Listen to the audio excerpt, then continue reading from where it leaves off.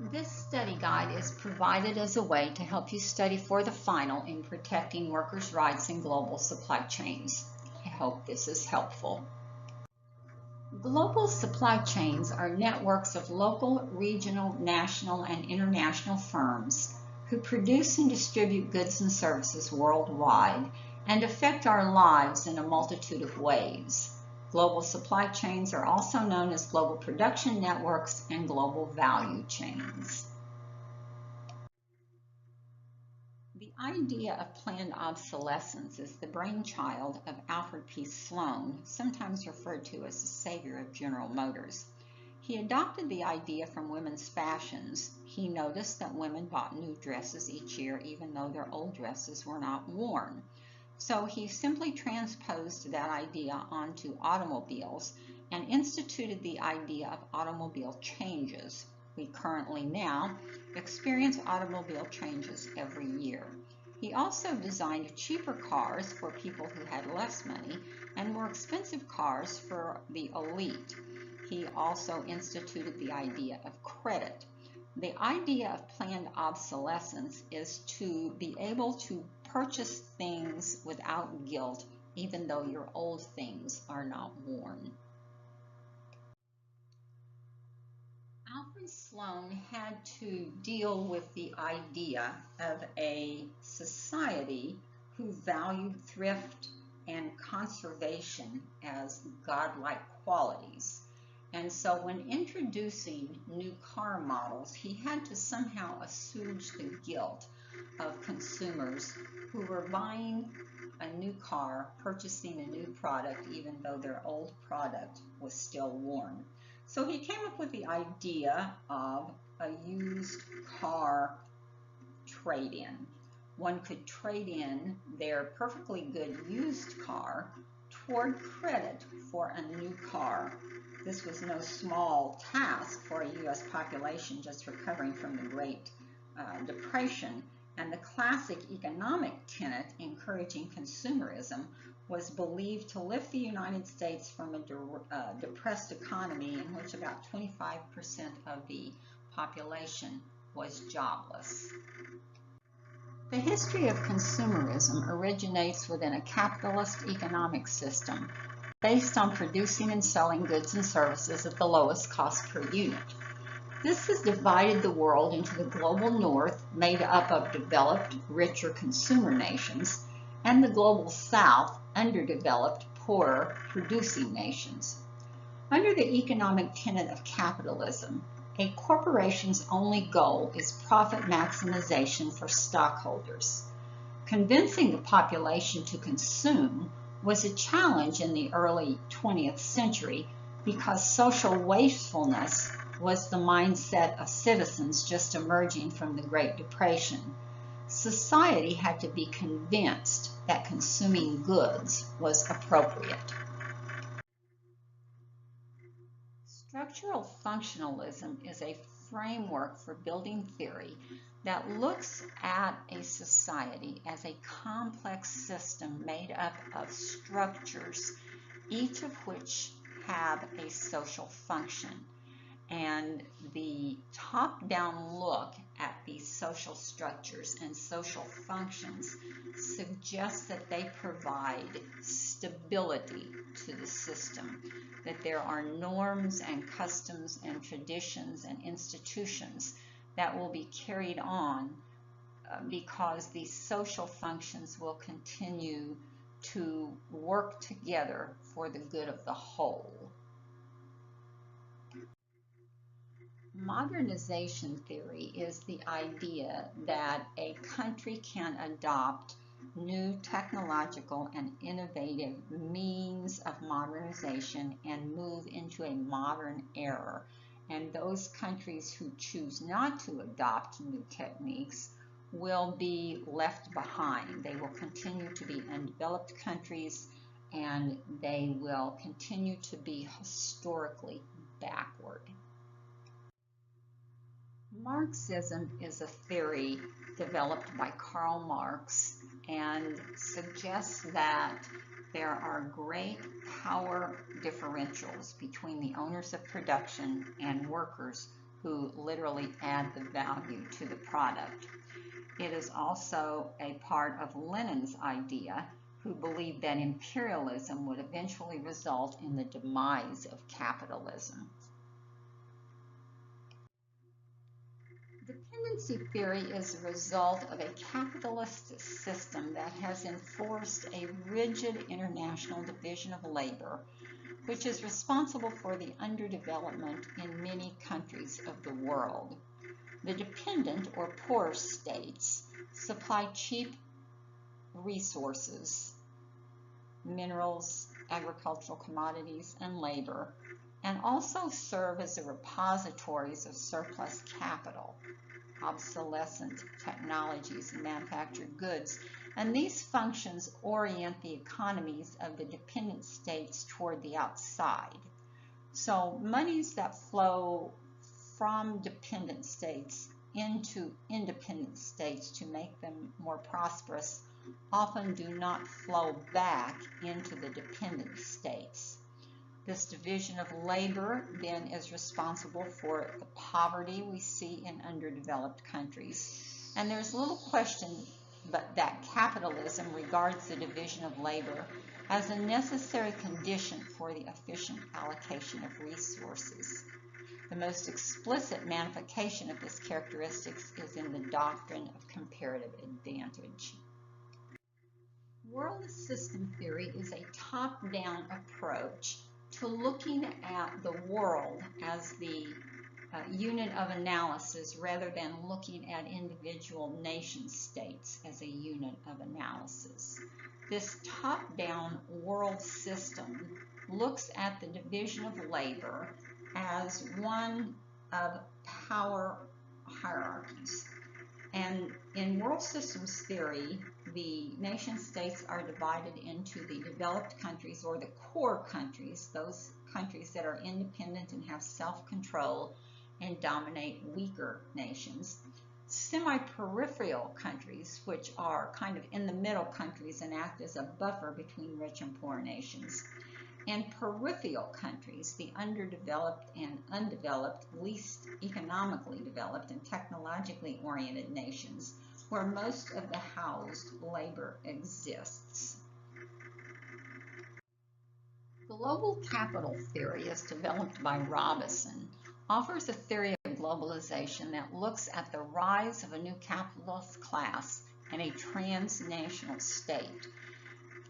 Global capital theory suggests that all developed countries and the capitalists in them are very comfortable investing in underdeveloped countries as long as they are able to maximize profits from the opportunities in which they engage.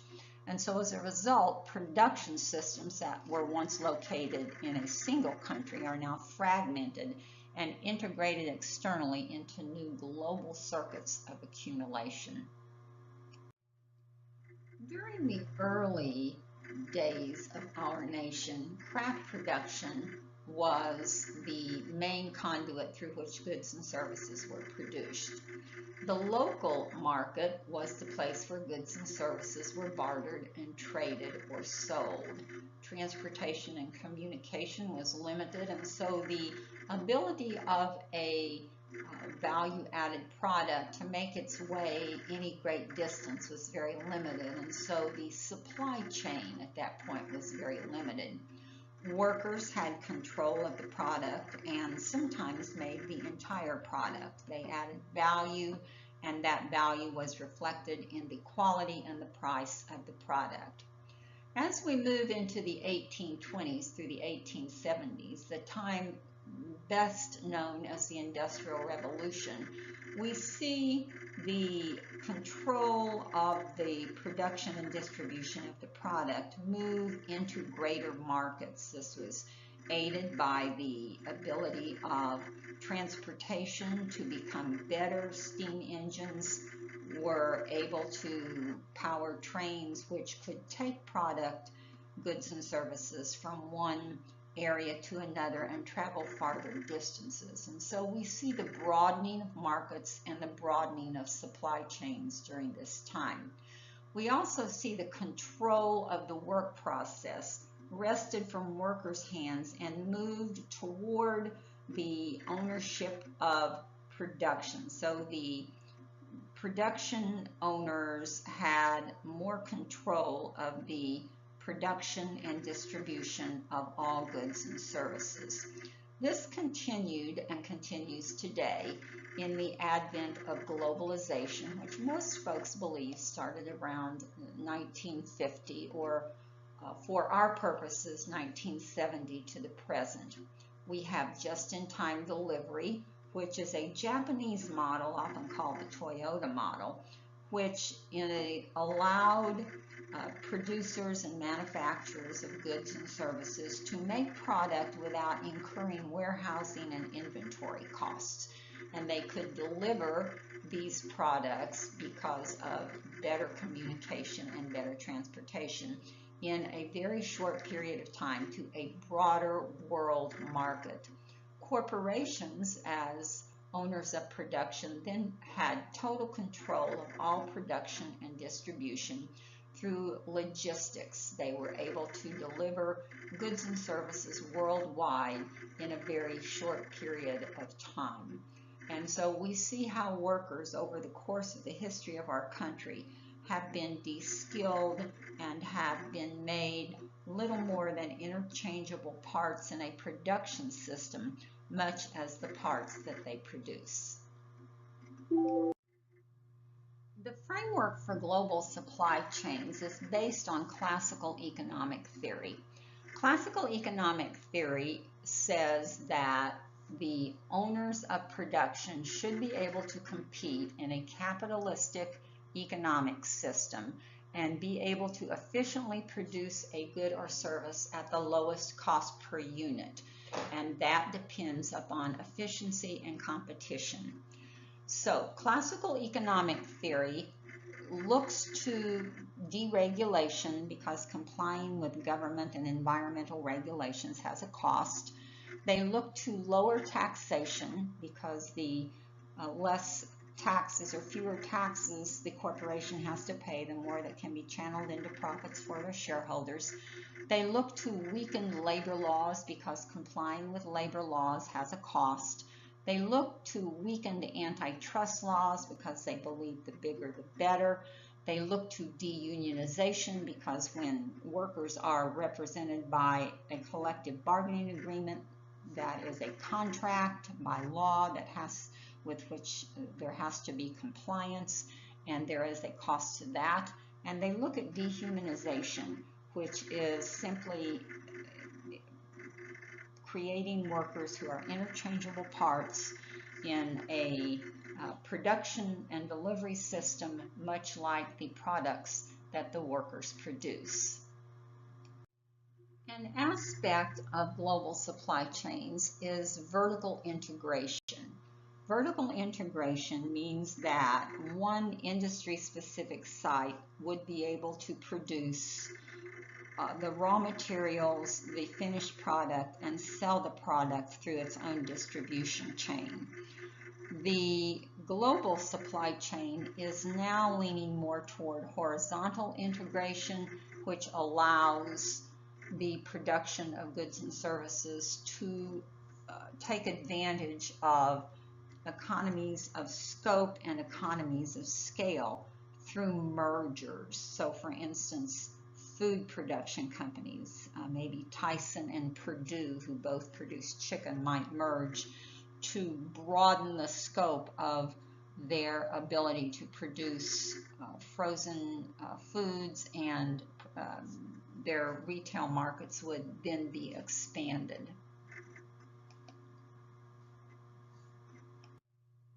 The arm's length relationship that owners of production have with upstream and downstream suppliers within the framework for global supply chains allows owners of production to distance themselves from their actual workers and thus skirt liability issues of inhumane treatment by workers and workers working in unsafe working conditions or working under the burden of excessive hours and overtime. So as fewer corporations control more of the market share by taking advantage of arm's length relationships, workers are consistently put in precarious situations. This becomes very detrimental to workers who often have no recourse if they are injured or harmed on the job because the boss is actually the owner of production in another country. Because market share in a globalized economy is fierce and leads to the reshaping of global production and trade and thereby alters the organization of industries, the firms or the owners of production have the ability to move production and assembly offshore in search of cheap labor. At each point in this production process, there is value added to the product.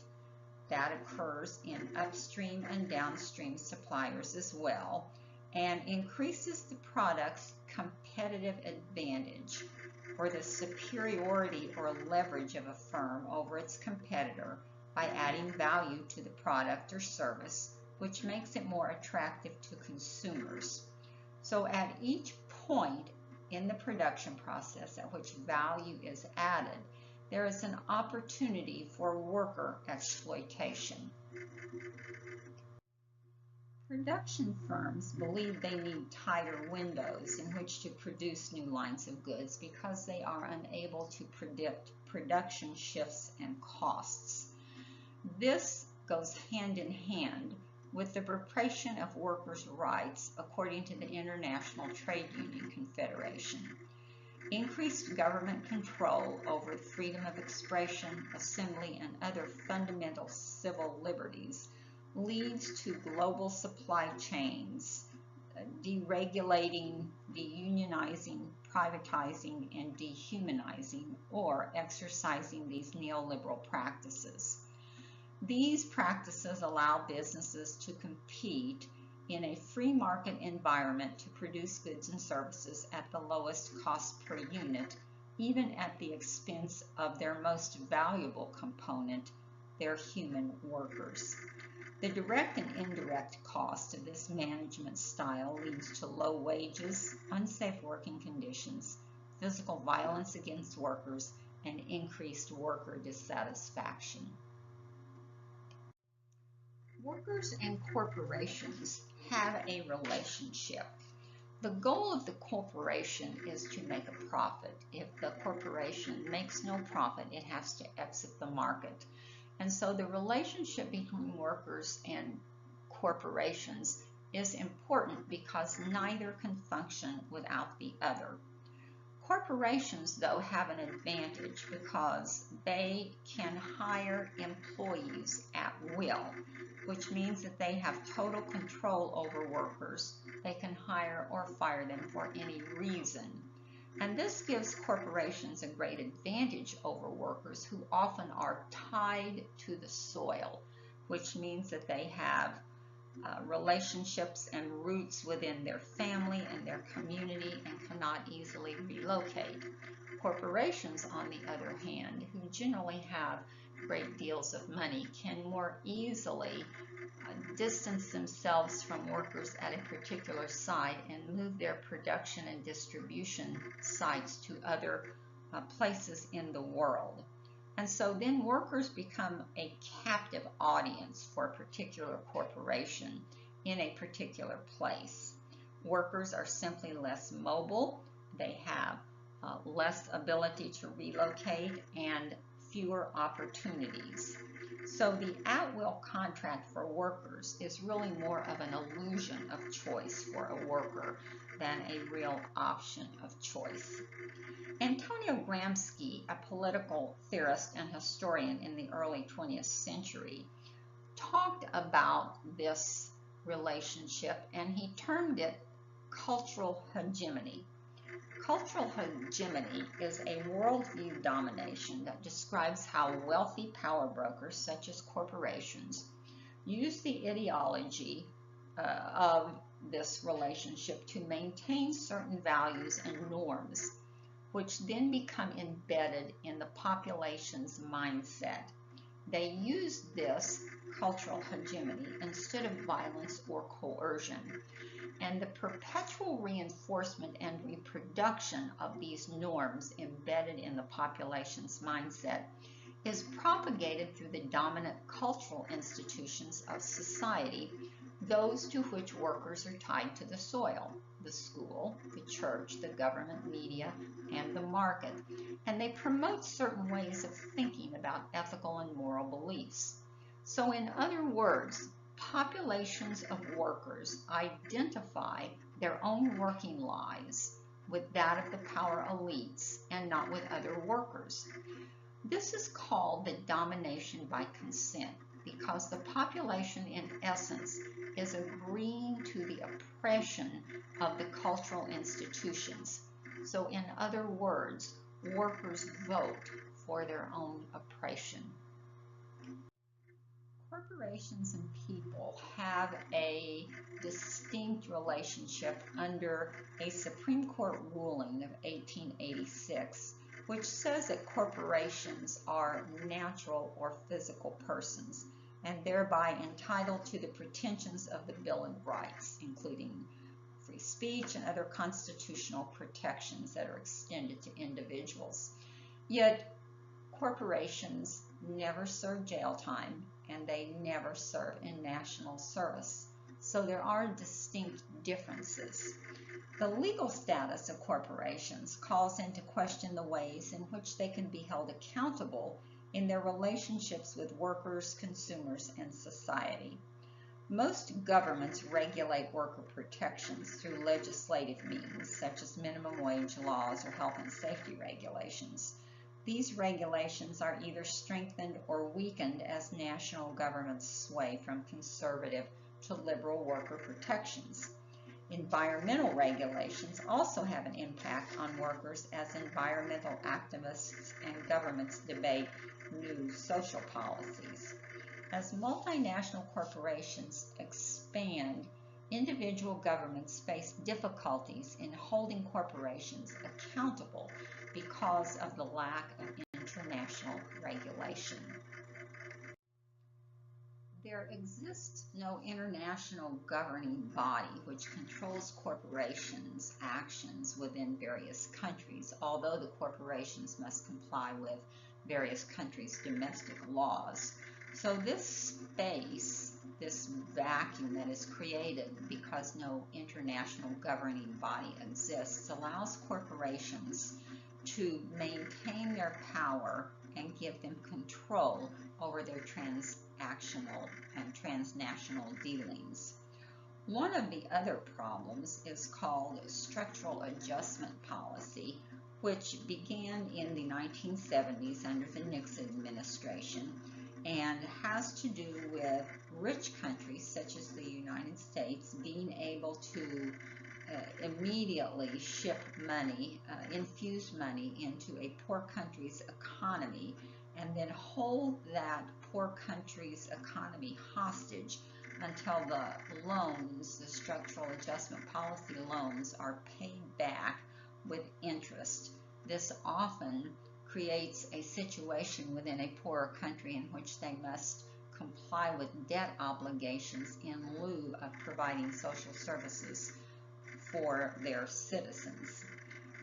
The issue of federal direct investment is also a problem in regulating international corporations and their activities. The United States or other rich countries as primary investors in countries through federal direct investment often impose interventionist regulation and espouse a free market which always maximizes profits and reduces global welfare. This policy has prevented, again, poor countries from delivering the services needed to their citizens in lieu of having to repay the richer countries' loans plus interest.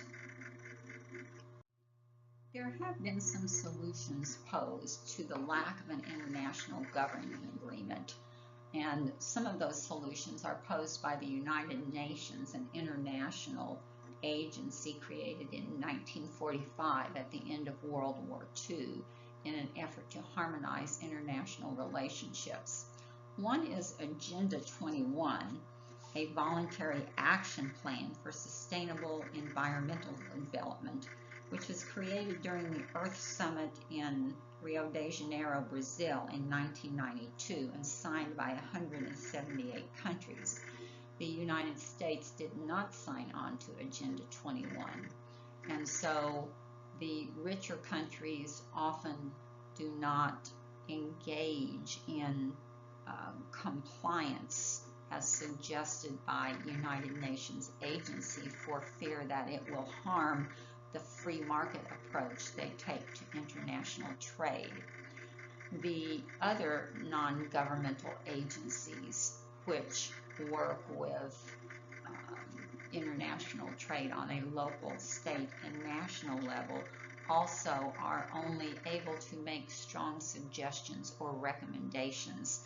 They have no power to enforce any kind of legislation or lawmaking rule because there is little available money or other resources with which to do that. The World Trade Organization, an agency created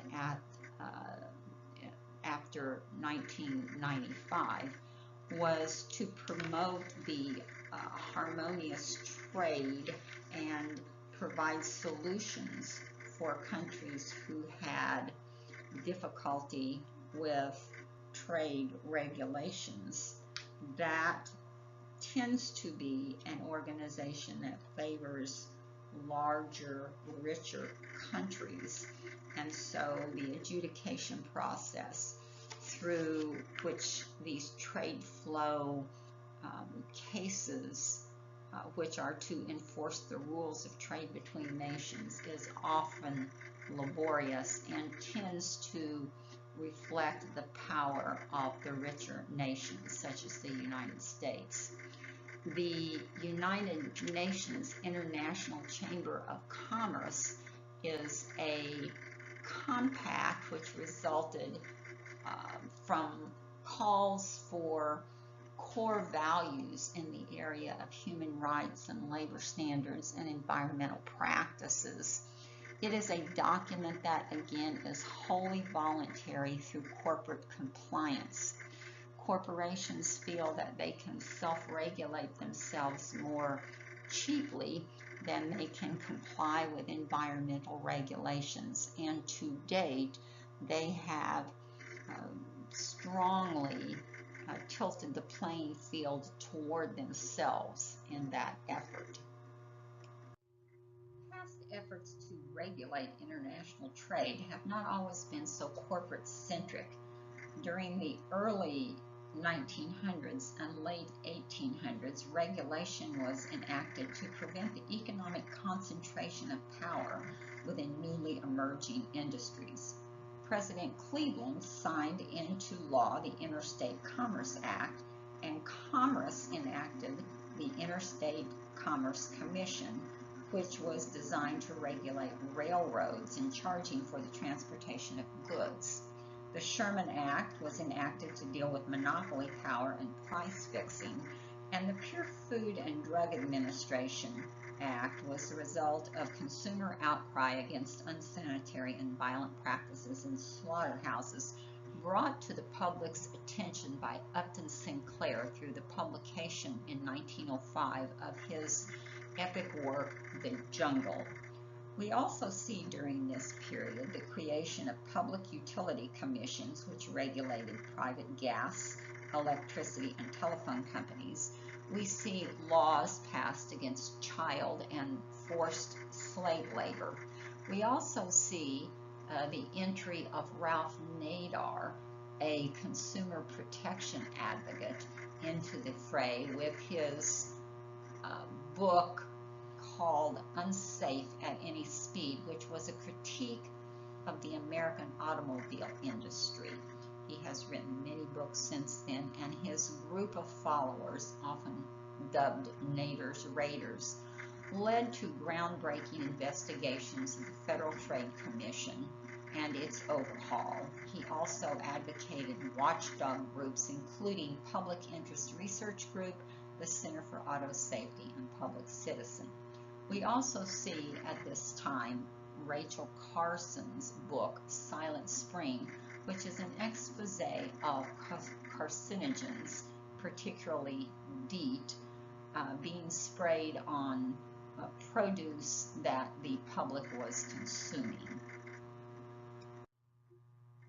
The laissez-faire politics of the free market during the late 1800s and the early 1900s led to a government breakdown which resulted in the Great Depression of the 1930s. Prior to New Deal legislation put into place by Franklin Roosevelt, the country functioned under what is known as classical liberalism, the ideology that the free market is the best way for an economic system to function and government intervention has no place in the free market.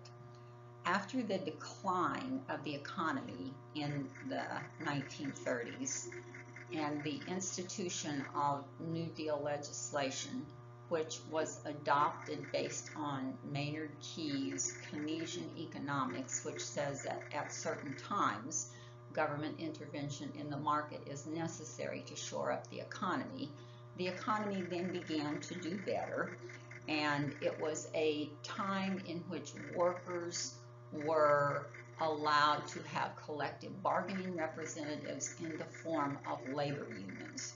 So from about 1935 to 1947, with the establishment of the Taft-Hartley Act, often known as the Golden Age of Labor, collectives began to have power and workers began to see their standards of living increase.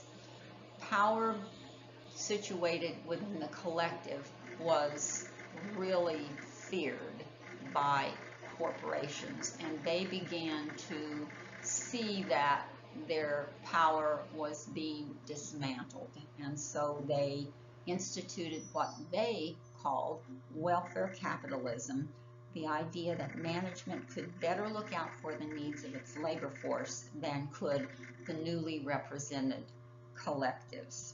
And so we see pushed forward this neoliberal agenda, particularly through the new Chicago School economists, one of which was Milton Friedman. So the conservative movement and businesses embraced this new neoliberalism and called for deregulation, because regulation has a cost for corporations, and corporations would like to be able to dictate to their workers and to consumers the price of goods. And the first idea is that corporations are responsible enough that they can oversee their own conduct and that government regulation is not needed. We continue to see this today. The free market drumbeat continues to be very loud.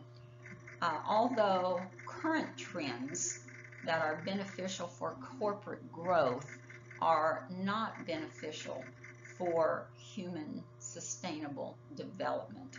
And we see that in the rise of slave labor in many countries worldwide.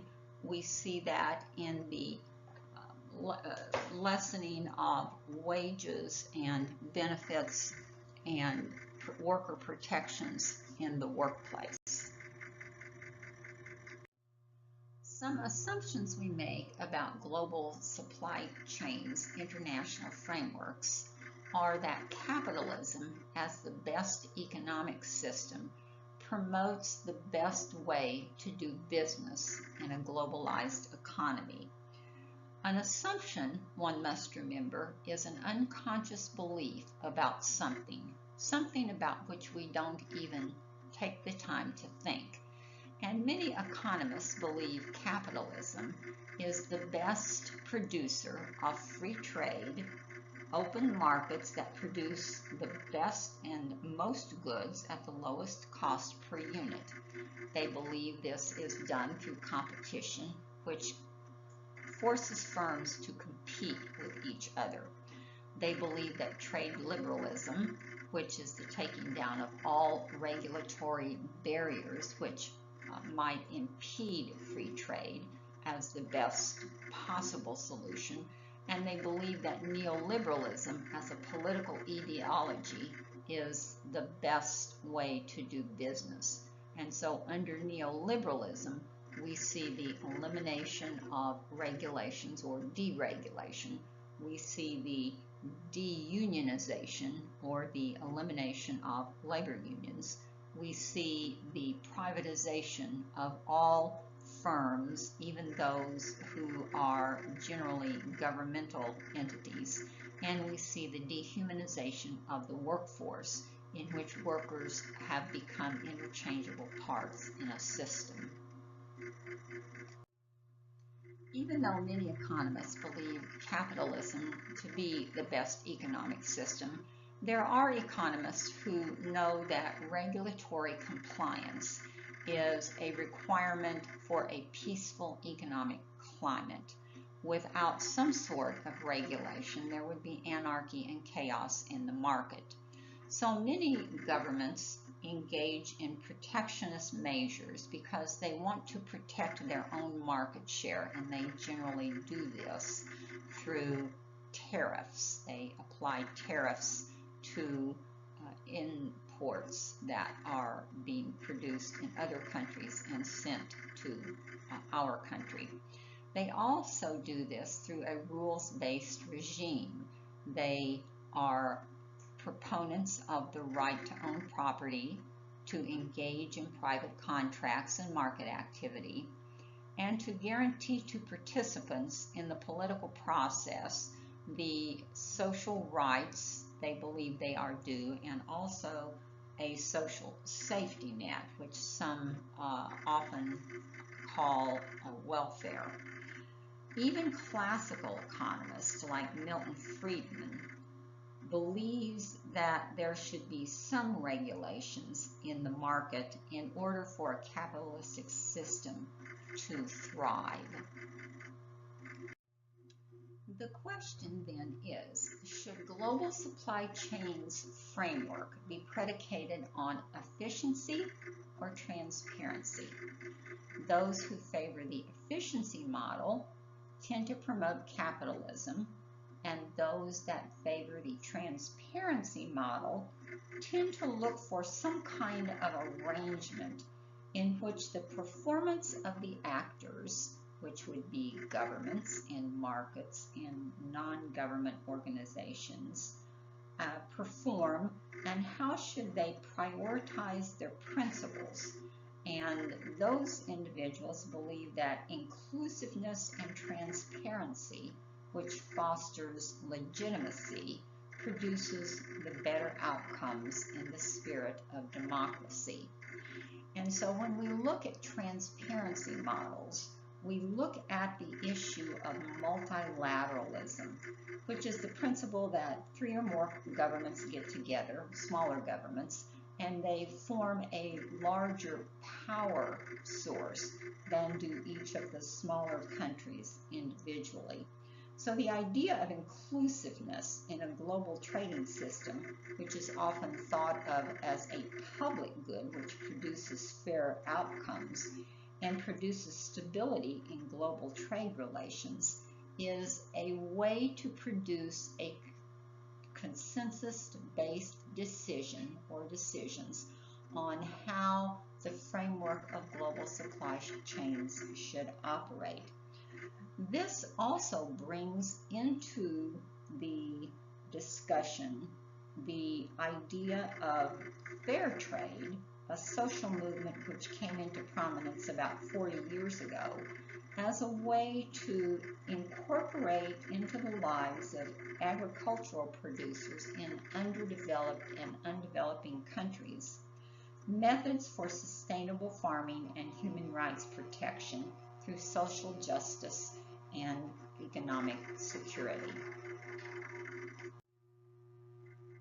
Fair trade is a combination of global South producers and global North buyers, as well as middlemen or retailers who sell the fair trade products. There are tensions that exist between fair trade and free trade. Free traders say that fair trade unduly advantages the global South by limiting their market, the global North market, and also by imposing artificial restraints on their abilities to produce and sell in the marketplace. They propose that in lieu of fair trade prices, that the global South engage in a donation program. The global South says that this constitutes some kind of a contribution equatable with charity and depends upon the whim and the charitableness of the global North, and so the global South is not in favor of that. The idea of social justice being embedded in the fair trade movement suggests that there is somehow an inherent injustice embedded in free trade, because if free trade is based on the premise of producing the most units at the lowest cost, then free trade should reign. If capitalism is the idea that that is the best economic system, then fair trade has no place in a capitalist economic system. Free traders say it makes very little sense to purchase what they perceive to be a substandard product at a higher price, and are only now taking into consideration the impact of fair trade since fair trade sales have risen. The reason fair trade sales have risen is primarily because consumers under the age of 35 are more interested in ethically and socially responsibly produced products and are the primary market for fair trade products. There are various types of governance frameworks. Governance in general is the power to allow or constrain the behavior or activity of stakeholders to make and enforce implicit or explicit rules. Corporate governance speaks to the internal rules and policies that guide and direct the firm's day-to-day operations. Market governance speaks to external institutions which dictate the firm's economic behaviors.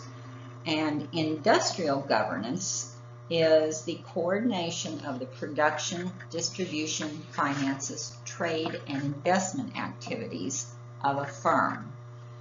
These activities used to be regulated on an international scale through the World Bank and the International Monetary Fund. International organizations created at Bretton Woods, New Hampshire in 1945 after the end of World War II. This was a way of dealing with the aftermath of destruction and devastation in Europe. This regulatory regime controlled the governance of international firms until around 1970, when they were no longer adequate for the interconnected and globalized world of the private sector. So this created a space of contested governance between private and public sectors, which has still yet to be filled satisfactorily by corporations, governments, and non-governmental organizations, social and environmental groups, labor unions, and political operatives. Multinational corporations suggest that they can step in and fill this vacuum through something called corporate social responsibility codes, a self-policing activity which is less expensive to them than is complying with government regulations. They do this, fox guarding the henhouse mentality, as a way to increase profits for their stakeholders, yet it does very little to protect workers' rights. It is worth noting that there are two competing perspectives concerning governing global supply chains. One is a global value chain. At points throughout the production process, value is added, and at each of those points there is an opportunity for worker exploitation and environmental degradation. This value chain governance gives complete control to stakeholders of the production process. Proponents of global production networks suggest that focusing solely on global value chains is a misrepresentation of the power dynamics that control stakeholders, and they suggest that external forces such as NGOs, labor unions, social movements, and governments can exert pressure on global production networks to force multinational corporations to behave in certain ways, thus the term network instead of chain. There are international organizations that seek worker protections. One is the G20, which was formed in 1999 and is a political economic forum for global economic governance. It primarily has little power to affect changes in any government policy, so it generally underperforms in its mission, which is to study and review and promote policy discussions which deal with international financial stability. The second international organization is the United Nations 2030 Agenda for Sustainable Development, which is an action plan to prevent worldwide poverty. The reason both of these international agencies underperform is that governments generally want to protect their own turf and engage in protectionist measures. It is unlikely that the developed countries, which make up the G20, are going to be willing to spend great amounts of money to help underdeveloped countries, which might undermine their own trade and investment policies. All humans who consume goods and services need to be concerned with global supply chains. The stability of global supply chains relies on the maintenance of unregulated institutional structures, lax worker and environmental protections, and neglect of enforcement mechanisms to monitor and correct deficiencies in the market, which create multiple venues of unmitigated human exploitation and suffering, particularly in the global South. So, exploring the components necessary for global supply chains to exist and their impact on their development is of primary importance. Let's look at investment. Global supply chains could not exist without investors, those individuals, either conglomerates or private or public financial institutions, whose sole motivation it is to make a profit for their stakeholders. Investors have a responsibility, though, to seek ethical ways which respect the dignity and self-worth of the workers they hire.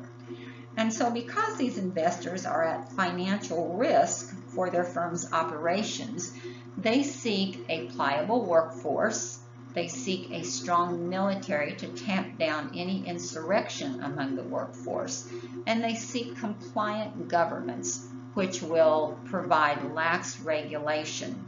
This generally occurs in the global South, and so these components that investors seek generally are through underdeveloped and undeveloped countries. This gives the global North and its developed countries an advantage over the global South. There is an assumption by the stakeholders that a country's entrance into a global supply chain will somehow promote the economic expansion of the undeveloped country. The data, though, does not bear that out. Though there may be some small and incremental gains in growth, the United Nations Conference on Trade and Development suggests that emerging markets in underdeveloped countries only reported a 30% growth in their GDP, or their gross domestic product, while developing countries like China and India and the United States increased their GDP 5 or 6 times. After the 2007-2008 recession, investors were very skittish about pumping money into the economies of underdeveloped and undeveloped countries. So from 2007 to 2014, federal direct investment devoted more to developing countries than it did to developed countries. And the reasons for this are twofold: offshore financial centers and special purpose entities. Offshore financial centers are countries or territories or jurisdictions with a high concentration of financial institutions that can contribute to large numbers of local or international operations via a well-developed communication system and commercial infrastructure. They are countries where the legal framework provides favorable tax regimes for non-resident investors who often are interested in the elimination or significant reduction of tax burdens. So offshore financial centers often don't require annual accounting submissions or local representation, and as a result, this fiscal policy is attractive to foreign investors worldwide and is quite common for multinational corporations to have a main office in an offshore financial center. A special purpose entity, sometimes called a vehicle entity or a bankruptcy remote entity, is an entity formed by a parent company and used to isolate or secure assets that it holds in an offshore balance sheet. The operations are limited to the acquisition and financing of special assets, and it is a method of reducing or isolating risk. It is a subsidiary company, and its legal status makes its obligations secure, even if the parent company goes bankrupt. Foreign direct investment, or the investment of a firm of one country into the firm of another country in order to influence or control the foreign firm's profits, is a trend after 2016 toward investment promotion, facilitation, and liberalization. This means that countries with liberalized economic policies are more attractive to foreign direct investment than those countries who engage in protectionist activities. This is all cautiously optimistic as we move toward uncertainty in geopolitical circles, such as that of the United Kingdom's exit from the European Union, or Brexit, the United States withdrawal from the Trans-Pacific Partnership, renegotiations of the North American Free Trade Agreement, and new tax laws signed into law by the Trump administration. These policy trends in national investment policy are changing and favoring investments with new development strategies because governments want to attract and facilitate foreign investment as a means for productive capacity building and sustainable development. They do this through the use of international investment agreements, specific laws that address cross-border investments, strategies of international investment in order to diversify products, spread risk among firms, and shore up investment portfolios, which protect, promote, and liberalize their investments. In 2017, there were almost 3,500 international investment agreements, which reflected readjustments due to liberalizing of economic policies. Several factors affect the decision of developed countries to invest in developing countries, not the least of which is their return on investment.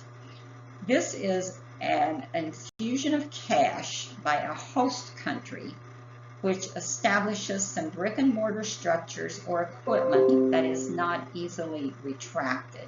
And so host countries, which tend to be the developing and underdeveloped countries, have an economic incentive to comply with the long-term strategies of their investors.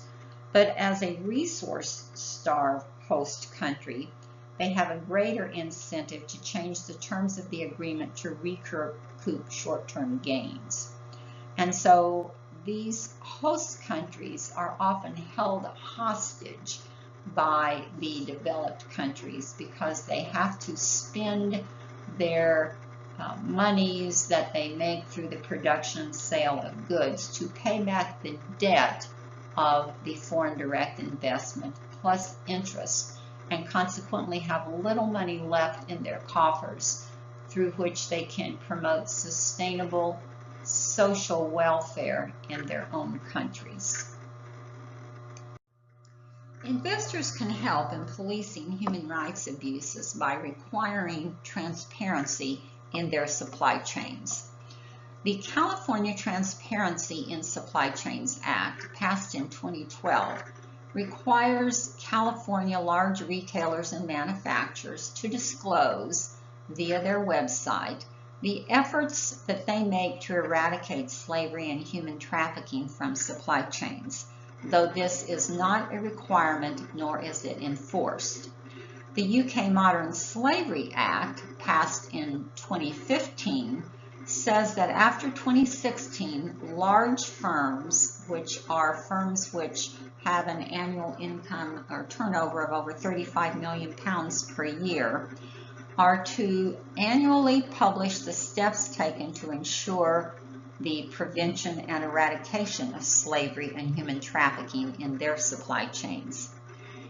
In 2016, the European Union Non-Financial Reporting Directive required firms of over 500 employees to disclose in their annual reports specific details in terms of their non-financial information as to the steps taken to eradicate or minimize human trafficking. Though businesses and not investors are sanctioned if human trafficking or forced labor is found in their supply chains, the exposure of human rights violations carries reputational and branding risks and may be detrimental to the company's profits, causing investors to pull funding from the firm. And so the PR or public relations associated with the specific information about slavery and human trafficking within a global supply chain could have a detrimental effect not only to the business but to the investor as well. Forced and child labor and human trafficking is a global supply chain problem. According to the ILO, about 20.9 million people are forced to work under slave-like conditions in the informal and illegal economies. There is actually more forced labor today than when slavery was legal. Forced and child labor is particularly prevalent in the lower tiers of global supply chains, in the fishing, manufacturing, agricultural, and food processing industries. It is a problem with no solution at this point. Child labor is certainly characterized as forced labor because children have no ability to consent. And so working adults are often compelled to work without their consent. Working without consent is often characterized as compulsion by necessity. Workers are often placed into human bondage through poverty, the continual and chronic conditions of need, and forced to stay there by the constraints that are imposed upon them because they have no ability to leave. In other words, they are compelled to work under the illusion of choice because they have no place to go. They often work in dire circumstances with weak wages and no benefits. They are not free to exit because they have no choice in other work.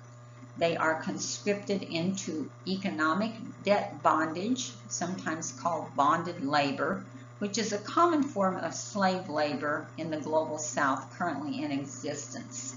It is usually an unwritten contract between a laborer and an employer in which the worker is compelled to work for a period of time in exchange for debt repayment, job security, or his or her release. It's commonly used for temporary and subcontract labor. Seasonal workers and short-term contract workers are attractive to employers who are not obligated to provide benefits as required in the formal economy under long-term contract arrangements. Other forms of financial bondage include fees and charges for procuring employment, runaway insurance to prevent workers from absconding, and circular obligation in which debt is owed to a third party who procured the work position if the worker is obligated to the employer for repayment. Human bondage in the fishing industry is one of the best examples of human slavery. Known as capture fisheries, these workers are often at sea for long months or years and suffer great isolation. The workers are mostly migrants who are coerced or deceived into debt bondage by intimidation, threat, or deceit. They work intensive, long hours under hazardous conditions and are at risk for physical injury, psychological and sexual abuse, and even death. They have the highest occupational fatality rates in the world. The shift of sourcing fish from developed countries to developing countries allows even the solicitation of more migrant workers and the further opportunity for exploitation.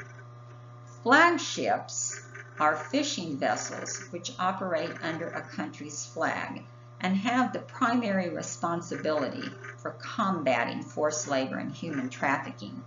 As members of the ILO, they are charged with combating human trafficking, but often do not fulfill their obligations.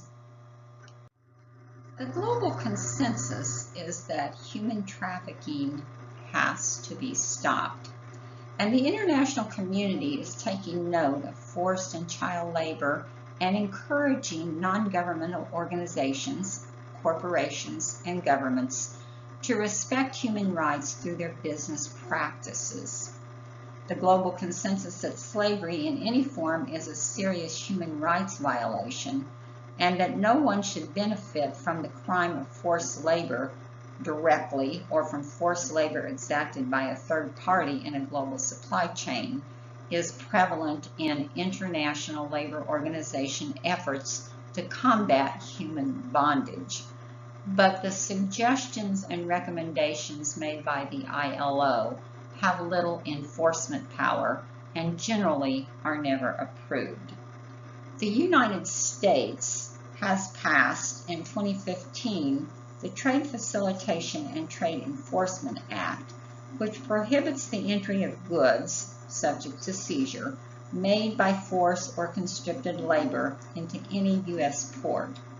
President Obama signed this legislation into law in 2016, and it is the first comprehensive authorization of U.S. Customs and Border Protection since the Department of Homeland Security was formed in 2003. The goal is to protect U.S. economic security strengthen enforcement capabilities, and collaborate with the private sector to ensure the provision of benefits to the commercial sector, modernize and streamline paperwork for trade processes, education about trade laws, create pre-clearance programs for the U.S.-bound travelers, and raise the value of shipments. This law can now be used as a human rights tool as well. The Trans-Pacific Partnership legislation, which is now dead after President Trump withdrew the U.S. from participation in 2017, was a trade agreement among 12 countries which would lower tariffs and non-tariff barriers to trade and establish an investor-state dispute settlement mechanism.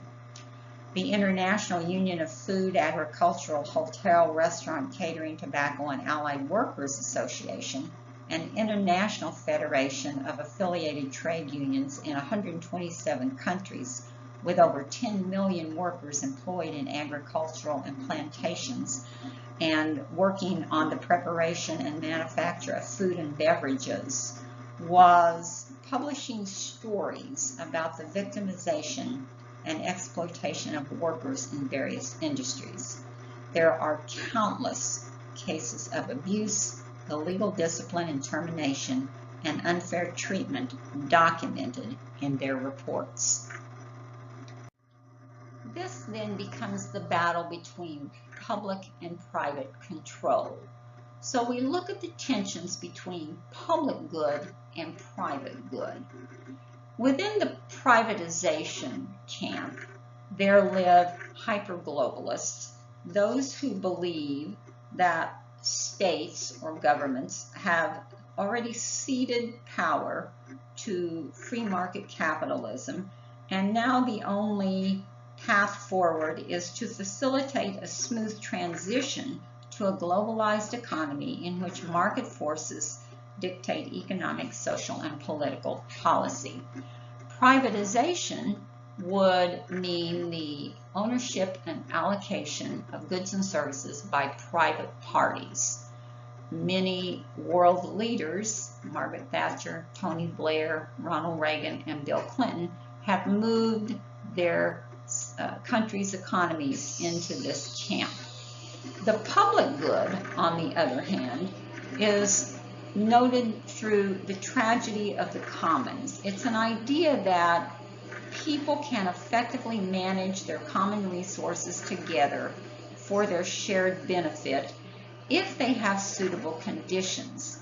The benefit of the commons is a shared interest in sustainable development and growth, predicated on insourcing work to local communities who can then return their investments into service improvements instead of sending them to corporate stockholders. The tragedy of the commons is an idea or an ideology that works from the bottom up instead of the top down. Proponents of this bottom-up approach view as valuable the concept of public value, or the collective good, which is best for the majority of the group and not just those who can't afford to pay for the service. So the concept of public good is not new and stems from the idea that a good or service must be both non-excludable and non-rivalrous, in that individuals cannot be excluded from its use simply because they cannot afford to pay for it. The resistance to privatization at all levels in the face of national and international privatization challenges unelected and secretive international bodies such as the World Trade Organization, the International Monetary Fund, and increasingly the European Union. Privatization at all costs seems not to be in the best long-term interest of everyone, including workers and employers. Deregulation, a part of neoliberalism, suggests that the removal of government barriers to free trade is in the best interest of the citizens of a country. Firms believe that they can operate their business more efficiently and at a lower cost if they don't have to comply with environmental rules and consumer protections. The argument against deregulation is that regulations protect consumers and the environment and serve the broader public good. The debate between how to regulate or deregulate environmental and consumer protections is between the World Bank and the International Monetary Fund and the International Labor Organization. The International Labor Organization is the UN body which sets recommendations for a global floor of labor rights in consultation with non-government organizations and governments, corporations, and workers. They produce non-binding guidelines in the form of conventions. These are recommendations and are legally binding international treaties, although they have no enforcement power. The World Bank and the International Monetary Fund, on the other hand, are charged with eradicating poverty and loaning money to developing and underdeveloped countries in order to stabilize trade between all nations in a globalized economy. They do this through structural adjustment policies, the infusion of money into an undeveloped or underdeveloping country associated with a loan plus interest, which is required to be paid back to developing countries making the loan. And the structural adjustment policies have the effect of creating within the underdeveloped and undeveloped countries a structural situation in which infrastructure is compromised and the integrity of the country's ability to help its own citizens is compromised because the capital that is infused into the economy of the underdeveloped and undeveloped country can be withdrawn as easily as it can be infused. Consequently, underdeveloped and undeveloped countries spend their money creating product, using their resources to be exported, and paying back the interest on the loans given to them through the structural adjustment policy, and have little monies left over to support their own citizens and their own infrastructure. The fragmentation of work in global supply chains is driven by management's desire to institute a neoliberal framework using privatization and deregulation in order to facilitate corporate dominance over the production, distribution, and delivery of goods and services. Management pushes for corporate dominance by touting a need for flexibility in order to respond immediately to changing market needs through outsourcing and total control of work processes. Management posits that they can only increase profits for their shareholders through their ability to control labor costs, which results in the financial exploitation of labor. Management argues that restructuring national employment laws frees up workers from the morass of decision-making and empowers them with space for self-development. Labor argues restructuring national employment laws simply shifts the onus of risk, employment concerns, and liability away from management by situating an intermediary, such as middle management or an employment firm, between workers and the owners of production. Distancing the actual work away from the owners of production is a management strategy known as the insecurity and risk transfer chain, which fosters covert discrimination, undercuts equal pay for equal work, and encourages temporary and precariat work. The formal economy and the informal economy are all parts of the same economic system. The informal and formal economies employ around 3 billion workers, 60% of which are in the formal economy and 40% of which are in the informal economy. The formal economy has an organized system of employment, rules for recruitment, agreements and job responsibilities, a standard employment relationship maintained through an unwritten or a written contract, fixed hours and wages and decent working conditions and benefits, and recognized sources of income on which taxes are paid. There is due process, and all workers are covered by some social protections, such as social transfer payments, including unemployment benefits, food stamps, health insurance, and pensions. The informal, gray, or hidden economy has no written rules or agreements, verbal contracts, no fixed hours or wages, unsanitary cluttered working conditions, no mechanism for due process, low wages which make it impossible to save, and no or non-existent understandings of social transfer payments. Workers in the informal economy suffer from high and underemployment, poverty, gender inequity, high illiteracy levels, few opportunities for advancement, and precarious work. Though the informal economy may operate within the reach of the law, enforcement is scant because compliance costs are high. Workers in the informal economy include home-based employees, laborers, artists, small farmers, street vendors, small traders, and hawkers.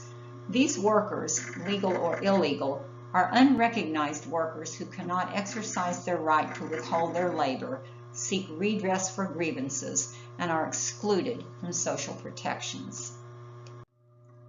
Workers in the informal economy are very diverse, and this diversity complicates their transition into the formal economy. Corporations employ 6% of workers through the formal economy and 94% through the informal economy. This business model puts profits over people and contributes to the long-term inequity experienced by workers.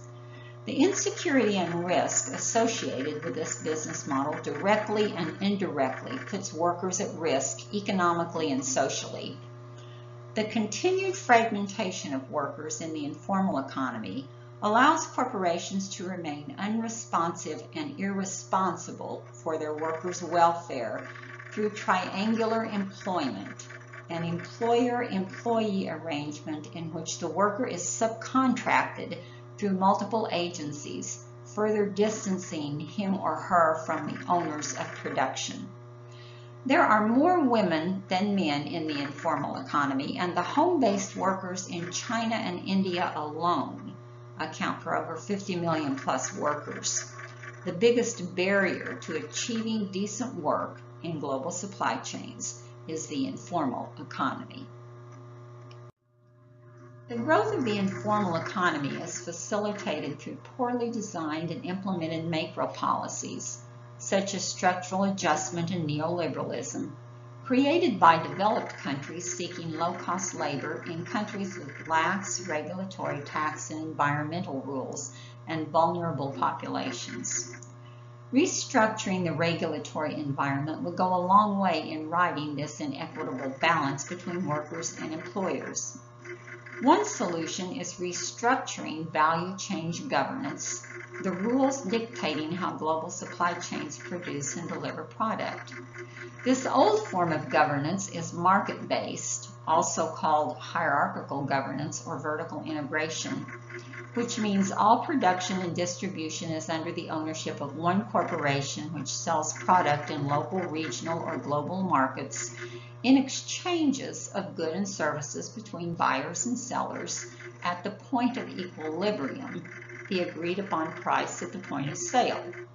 Expanding this model to encompass suppliers and distributors under different owners recognizes and reorganizes work in a global context, now known as the International Division of Labor, which has three distinct models: modular, relational, and captive. Modular value chains are characterized by standardized parts and flexibility. They resemble hierarchical value chains in that production processes use generic machinery in order to spread investments across a wider consumer base. Examples of modular value chains are automobile manufacturers. Relational value chains are characterized by reputational relationships through families or ethnicities. Cultural preferences play a role in these relationships, and trust is a huge issue. Examples include Japanese suppliers who prefer to do business with other Japanese producers because they trust them. Captive value chains are characterized by small suppliers dependent or held captive on large buyers who require product at the lowest cost per unit. Examples include Walmart and agribusiness such as Tyson, who pit small suppliers against each other for a low-cost product. Because global supply chains are experiencing an inability to sustain low cost and flexibility at every level, there may be some light at the end of the tunnel. There may be a crack in the corporate armor. High employee turnover, which exacerbates hiring and training, and information tech centers, which need highly skilled and trained workers, may be open to changes in the labor management relationship. Trade unions are in a unique position to help restructure these relationships through strategies which help organize workers, facilitate training to produce skilled and reliable workers, and make more equitable the current power structure which is slanted toward corporations. Efficacy, or the ability to produce change, might help rebalance the power structure and falls into 4 categories. Structural power, which is worker power because of the worker's placement in the production process, their skills and competencies to produce, and their ability to withhold labor. Associational power, which is the capacity to effect change through coalitions, social capital, organizational flexibility, and reallocating resources, and participating in activism and being involved. Institutional power, which is the capacity to effect change in institutions such as governments, corporations, and other organizations via political will, elections, regulations, and policy making. And social power, the capacity to effect change by framing discourse through expertise, skills, knowledge, and information. Sometimes industrial tragedies foster good policy. A disaster is defined as a sudden event, accident, or natural occurrence which causes enormous damage, injury, or loss of life. A tragedy is defined as a sudden event, accident, crime, or natural occurrence which causes enormous suffering, destruction, and pain. Industrial tragedies occur within the global landscape when corporations are negligent in providing safe working conditions and spaces for their employees through offshoring, outsourcing, subcontracting, and distancing themselves from liabilities they might incur by placing the onus of operations on intermediaries, such as suppliers and middle management, who then take on the responsibility of the firm's daily operations. This shift in responsibility insulates owners of production from the cost of providing safe and healthy working spaces and conditions for their workers, most of whom are in the formal economy. And it provides owners of production cover when disasters occur because they claim they are unaware of overwork, health and safety concerns, and human degradation.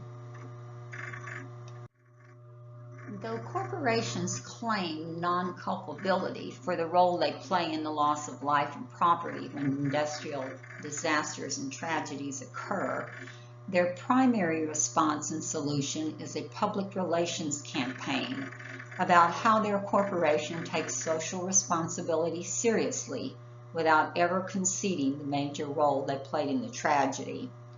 This huge accountability gap between multinational corporations and their workers means no one takes responsibility for imperiling workers' health, safety, and welfare.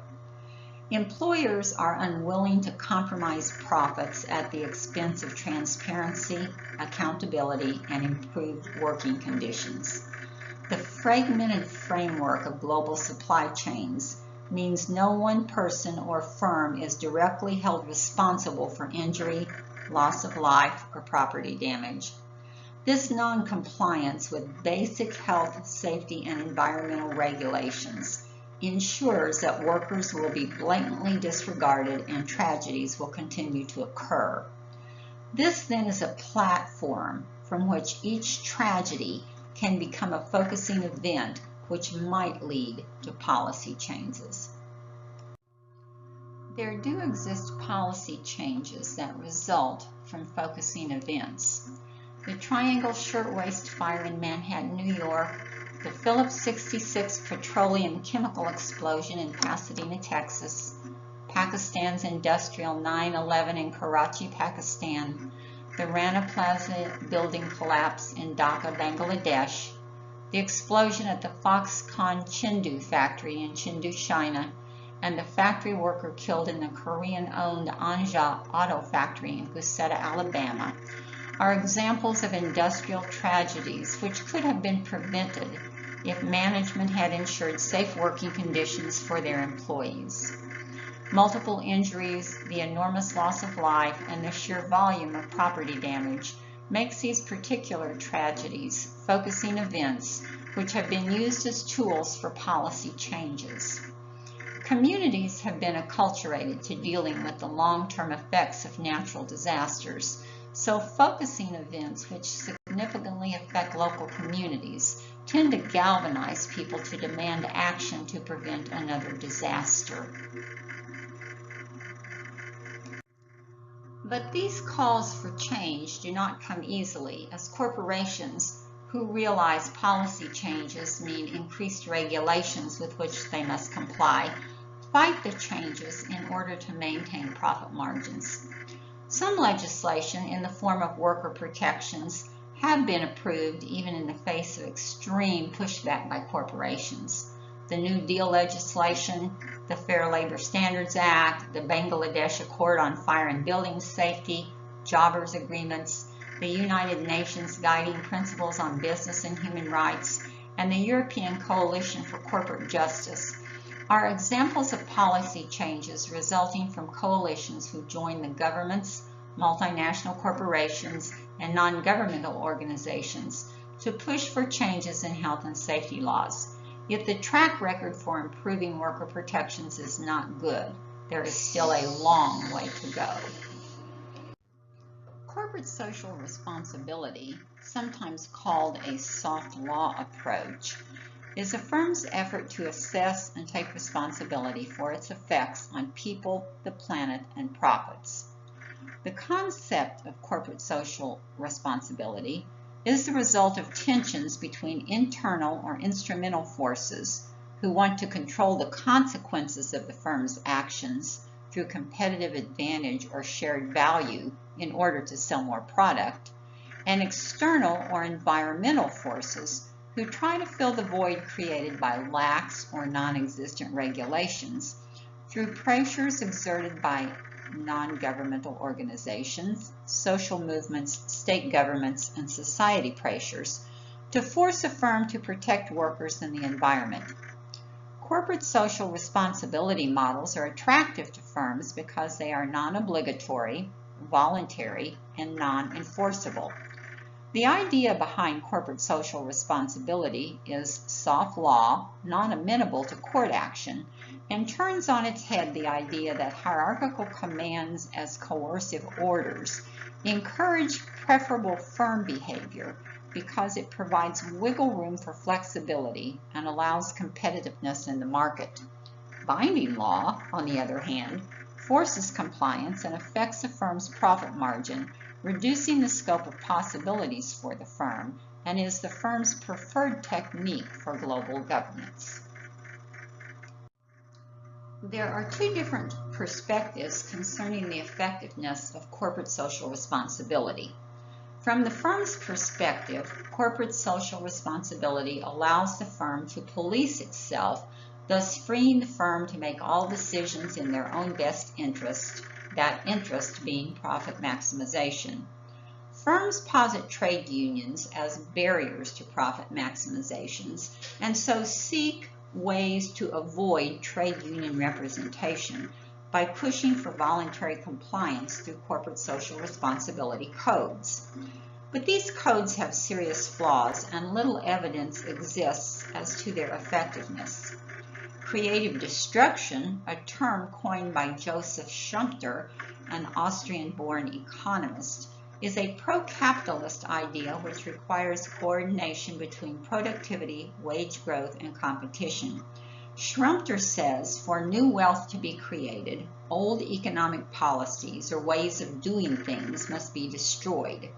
In other words, new technologies replace old technologies, new products replace old products, and new forms of industrial organization replace old forms of industrial organization. This then is the impetus for multinational corporations to push for more and better products, even at the expense of their most precious input, their workers, and their constant drumbeat against trade unions. From the workers' perspective, code compliance is weak and ineffective, and trade unions are effective in combating multinational corporations' push for profits, which harms workers and the environment. Once trade unions are established and collective bargaining agreements are signed, the contractual obligations are enforceable by law. When workers are able to build bonds of solidarity through a collective, they help ensure better wages, benefits, and working conditions. They provide for multinational corporations a stable, skilled, and reliable workforce. Global framework agreements, also known as international framework agreements, are arrangements between a global union federation, an international organization of trade unions representing specific industries, and a multinational corporation, to promote standards for health, safety, and environmental practices, quality of work principles, and trade union, worker, civil, and worker rights. Global framework agreements are seen as avenues through which unions can mitigate risk for workers across international borders and act as a framework for securing and maintaining international standards and workers' rights. Global framework agreements are not corporate social responsibility codes and are not legally enforceable, but try to move beyond specific corporate codes of conduct by drawing on global minimum standards and encourage multinational corporations to shoulder some of the responsibility for labor rights in global supply chains. Prior to 2014, all attempts to establish international unions had failed, but after 2014, there existed over 100 global framework agreements. The International Labor Organization, a part of the United Nations, is a tripartite organization of trade unions, governments, and corporations, which pursue various strategies to protect workers' rights through conventions, legally binding international treaties ratified by member states, or through recommendations, non-binding guidelines. In 1998, the ILO produced the Declaration on Fundamental Principles and Rights at Work, and member states agreed to respect, promote, and realize core labor standards. There are 8 conventions: the freedom of association and protection of the right to organize and collectively bargain, the Forced Labor Convention, the Abolition of the Forced Labor Convention, the Minimum Wage Convention, the Worst Forms of Child Labor Convention, Equal Remuneration Convention, and the Discrimination in Employment and Occupation Convention. The ILO Convention number 87 suggests all workers have the right to organize into trade unions through collective bargaining. There was a failed attempt at an international framework agreement between the International Textile, Garment, and Leather Workers Federation and Inditex SA, a Spanish fashion retailer, who engaged in hiring through what are known as fixed duration contracts, a form of temporary at-will contract. These contracts cede a worker's right of free association to the multinational corporation. The basis of the agreement is rooted in the freedom of association, dialogue, and collective bargaining. But when challenged in court, the courts found in favor of the firm. Let's be clear that global framework agreements have had little impact on the daily lives of workers. Moving forward, the trend seems to be in the direction of including ILO conventions as ways of establishing best practices for implementation and enforcement. Some organizations are attempting to do just that. Industrial is a global union federation whose goal is to bring all global unions under one umbrella in order to strengthen their power to organize and mobilize, fight precarious work, promote industrial policy and sustainability, promote social justice, democracy, and inclusiveness, ensure equal rights for all workers, and create safer workplaces. Industrial secured more than 40 global framework agreements protecting human rights, social responsibilities, and core labor standards. Action, Collaboration, and Transformation, as a global framework agreement, seeks to support a living wage in the garment sector by exploring ways to increase wages fairly across the board by establishing industry-wide collective bargaining supported by manufacturing standards and responsible purchasing practice. The Hague Institute for Innovation of Law is an international not-for-profit social organization which collects and makes available to policymakers data reflecting the needs and satisfaction of users of justice systems. Brand management uses brand engagement, the encouragement of customer loyalty to a product through emotional or rational relationships, is modeled after Sloan's practice of creating customer loyalty in the auto industry. After exhausting legal means to correct injustices of workers in global supply chains, workers' rights groups are borrowing brand engagement tactics as a way to enlighten customers who care about the way products they purchase are sourced, produced, and delivered, about the abusive and exploitive nature of workers' rights in global supply chains. These public relations campaigns increase customer awareness through workshops documenting the exploitive practices in multinational corporations such as Nike, Gap, and Adidas.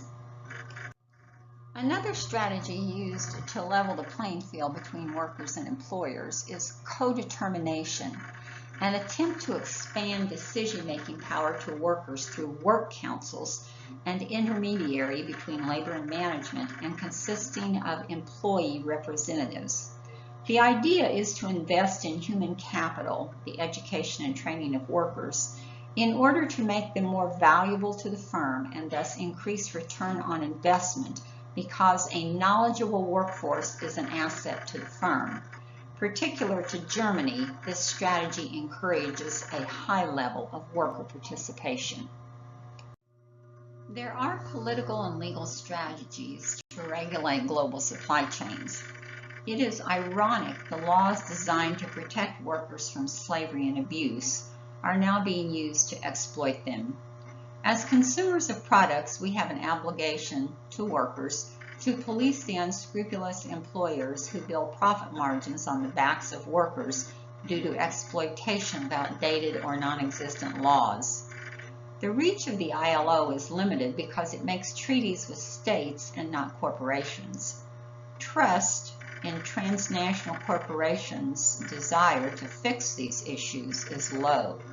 Transnational corporations are not accountable for workers' rights violations, such as human trafficking abuses, because only states are subject to international conventions or treaties. So transnational corporations can exploit workers and not be held accountable or culpable for their actions.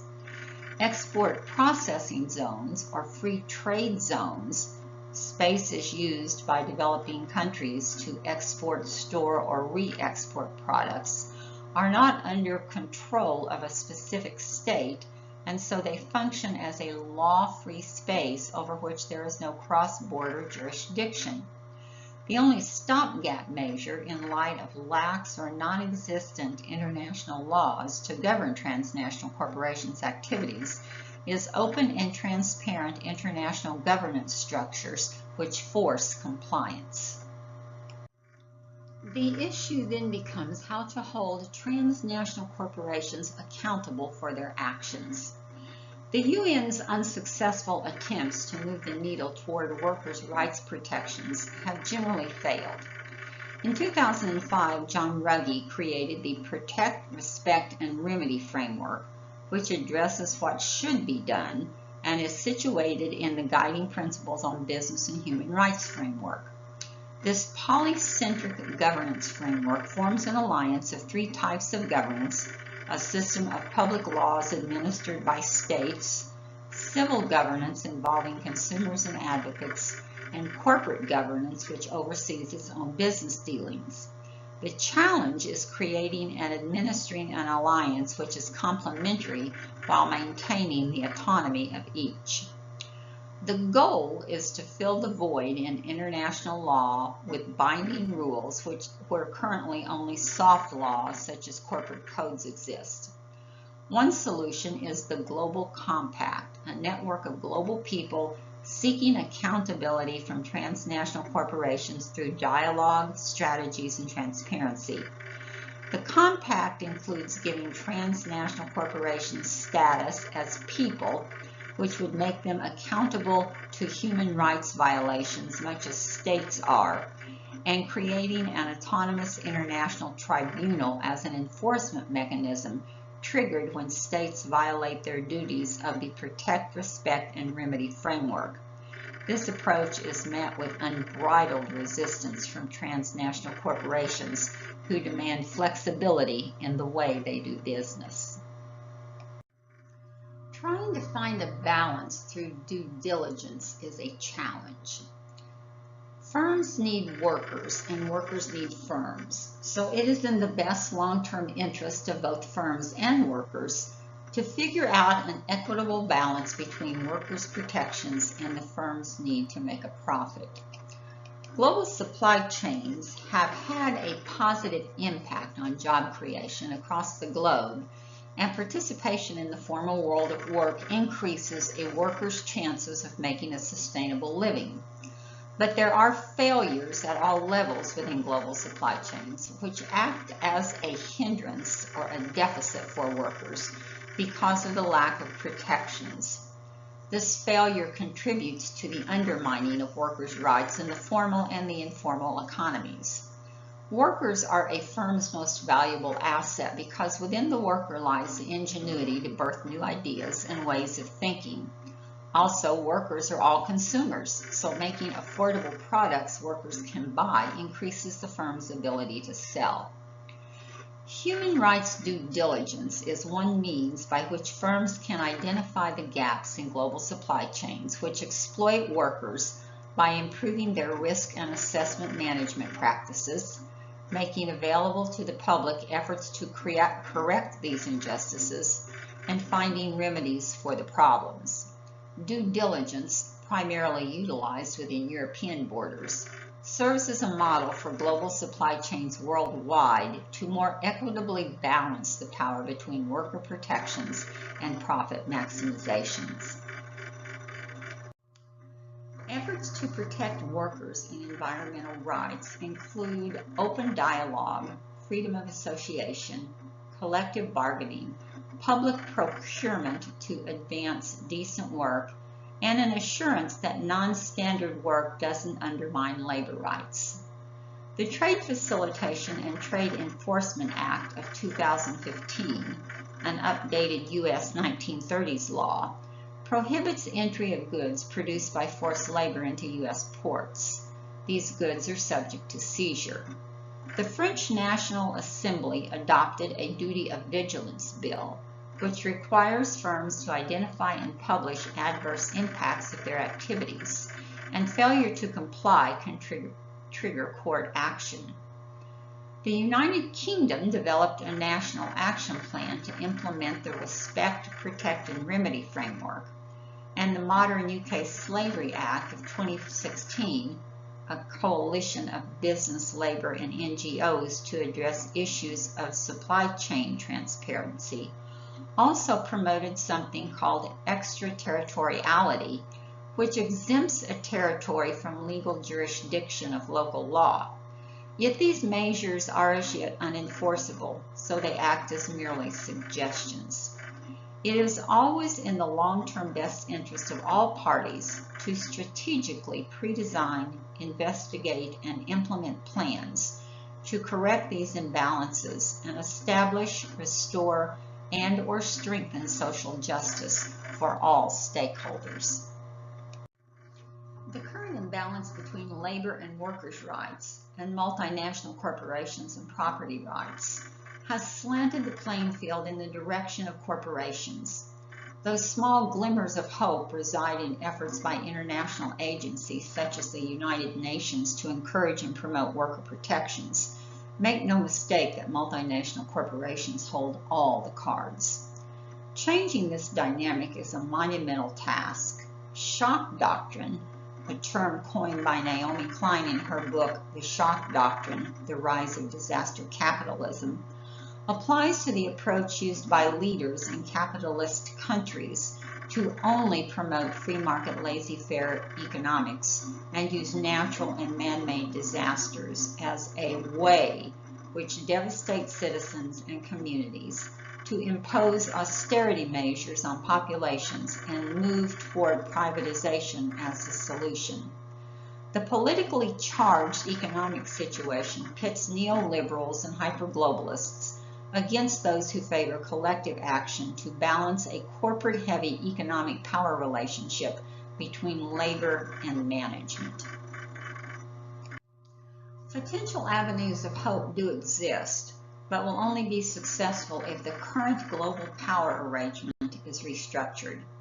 Capitalism as an economic system based on competition and consumerism is unsustainable as resources are depleted and the economy crashes. Eventually, the system will implode. Laws mean nothing if they are not enforceable. There are three approaches to righting this sinking ship. Corporate campaigns, also known as strategic comprehensive campaigns or coordinated campaigns, are efforts to gain information about a firm's financial, cultural, and political impact and use that information to inform customers and communities of the firm's actions. This is often achieved through cross-border networks, which are workers in different countries who share similar global goals and problems, and cross-border unions, a coalition of global or national unions who build solidarity and develop global bargaining plans. Soft law agreements, though unenforceable, do provide a framework through which discussion about accountability takes place and have engendered a conversation about international human rights. Technology, in the form of social media, can be effectively used for organizing and mobilizing purposes as long as it is used responsibly. Maintaining communication digitally is an excellent way to communicate with workers, disseminate information, and build bonds of solidarity with workers worldwide.